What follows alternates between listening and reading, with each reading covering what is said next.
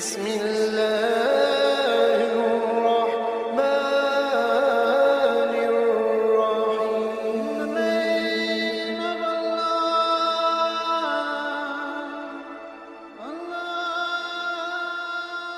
بسم اللہ الرحمن الرحیم۔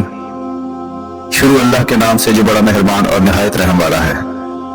ہلاکو خان منگول سلطنت کا بانی تھا اور چنگیز خان کا پوتا تھا، جس نے چنگیز خان کے بعد دنیا کی تاریخ میں ظالم اور سفاک ترین حکمرانوں میں اپنا نام پیدا کیا۔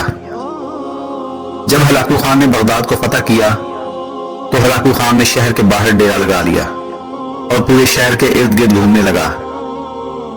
روایات میں ملتا ہے کہ ہلاکو خان نے اس لوٹ مار اور اس جنگ میں تقریباً 4 لاکھ مسلمانوں کا قتل عام کیا اور پورے شہر کو لوٹ لیا۔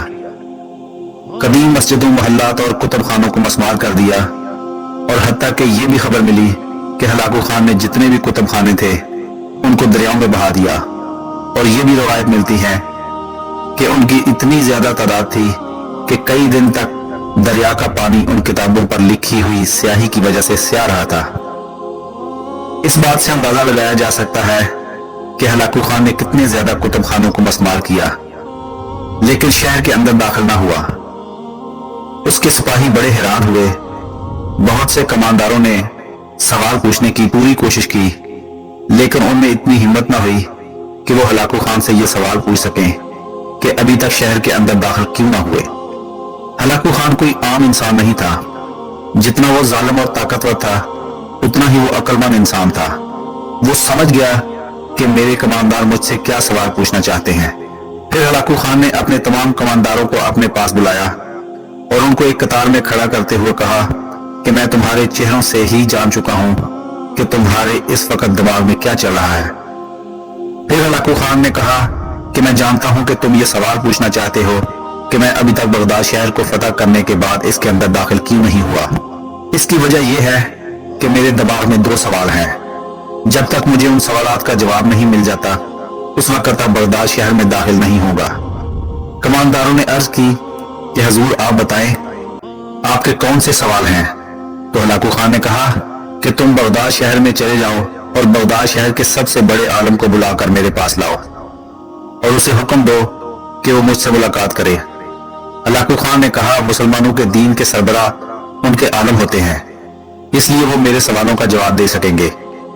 جب کمانداروں نے یہ پیغام بغداد شہر میں پہنچایا تو کوئی بھی ایسا عالم نظر نہ آیا جو ہلاکو خان سے ملاقات کرنا چاہے، کیونکہ ہلاکو خان ایک ایسا انسان تھا جس کے ساتھ ایک عالم بات کرنا پسند نہیں کرتا تھا۔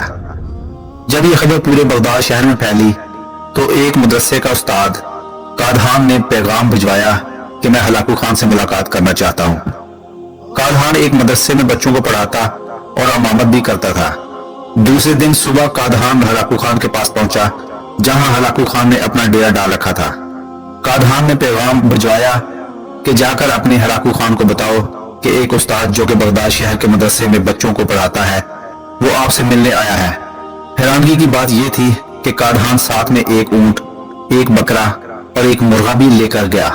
ہلاکو خان نے کہا اس کو اندر آنے دیجئے۔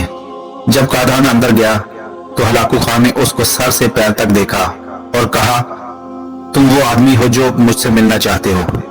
قادحان نے ہلاکو خان سے کہا کہ اگر تم مجھ سے بڑی چیز سے ملنا چاہتے ہو اور اگر یہی تمہاری خواہش ہے تو باہر ایک اونٹ کھڑا ہے، تم اس سے ملاقات کر سکتے ہو، اور اگر تم داڑھی والے سے ملو تو باہر ایک بکرا کھڑا ہے، تم بکرے سے بھی ملاقات کر سکتے ہو۔ پھر قادحان نے ہلاکو خان سے کہا کہ اگر تم اونچی آواز والے سے بات کرنا چاہتے ہو تو باہر ایک مرغا بھی کھڑا ہے، تم اس سے بھی بات کر سکتے ہو۔ یہ سن کر ہلاکو خان بڑا حیران ہوا کہ یہ نوجوان کوئی عام انسان نہیں بلکہ بہت عقل مند انسان ہے اور یہ میرے سوالوں کا جواب دے سکتا ہے۔ ہلاکو خان کو اس کا انداز بیان بہت زیادہ پسند آیا۔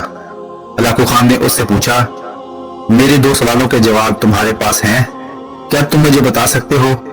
قادحان مسکرانے لگا اور کہا ہلاکو خان اس دنیا میں کوئی بھی سوال پیدا ہونے سے پہلے اس کا جواب بنتا ہے، پھر ہی وہ سوال تاریخ میں لکھا جاتا ہے۔ بتاؤ تمہارا کون سا سوال ہے، میں اس کا ضرور جواب دوں گا۔ ہلاکو خان قادحان کے انداز گفتگو کو دیکھ کر بڑا حیران ہوا कि मुसलमानों के एक आम आलम में इतनी जुर्रत और इतनी हिम्मत है कि वो हलाकू खान के सामने सीना तान के इतनी दिलेरी से बात कर रहा है। हलाकू खान को इसका अंदाज़ी गुफ्तगू बड़ा पसंद आया, क्योंकि हलाकू खान वो इंसान था जिसके सामने बड़े बड़े अमीर, बड़े बड़े कमांडर, बड़े बड़े बादशाह भी झुक कर बात करते थे। फिर हलाकू खान ने उससे पहला सवाल किया और कहा, बताओ ऐसी कौन सी चीज है जो मुझे यहाँ बगदाद शहर में लेकर आई।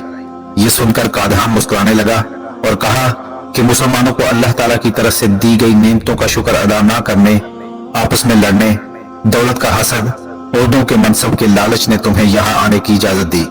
अगर मुसलमान आपस में लड़ने की बजाय इस्लाम की खातिर लड़ते तो आज तुम जैसे जालिम हुक्मरान का खात्मा हो चुका होता।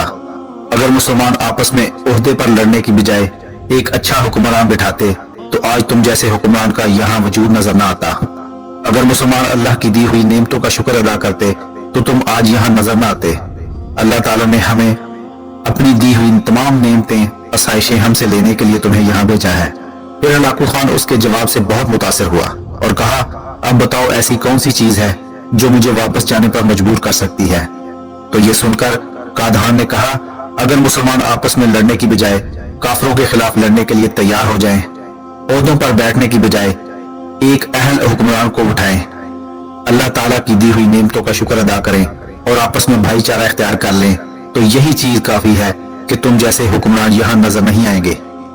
अगर आज से मुसलमान दूसरों से लड़ने की बजाय काफिरों से लड़ना शुरू कर दें और आपस में भाईचारा इख्तियार कर लें तो सिर्फ यहाँ नहीं पूरी दुनिया से जालिम की हुक्मरानी मिट जाएगी और इस्लाम का नाम रोशन हो जाएगा। लेकिन जब तक मुसलमान दीन इस्लाम से दूर हो चुके हैं, जब तक वो वापस नहीं आते, जब तक हम अल्लाह ताला की दी हुई नेमतों का शुक्र अदा नहीं करते, जब तक हम मुत्तहिद नहीं होते, उस वक्त तक तुम्हें यहाँ से कोई नहीं हिला सकता। और जिस दिन मुसलमानों ने इन बातों पर अमल कर लिया तो तुम तो क्या, यहाँ चंगेज खान भी आए तो उसे वापस जाना पड़ेगा। ये सुनकर हलाकू खान को उसका जवाब बड़ा अच्छा लगा और उससे मुतासिर हुआ और उसके बाद कादहान वहां से रुखसत हो गया। नाजरीन, आज की वीडियो अच्छी लगी हो तो चैनल को सब्सक्राइब जरूर कीजिएगा। अल्लाह ताला आपका हामी नासिर हो।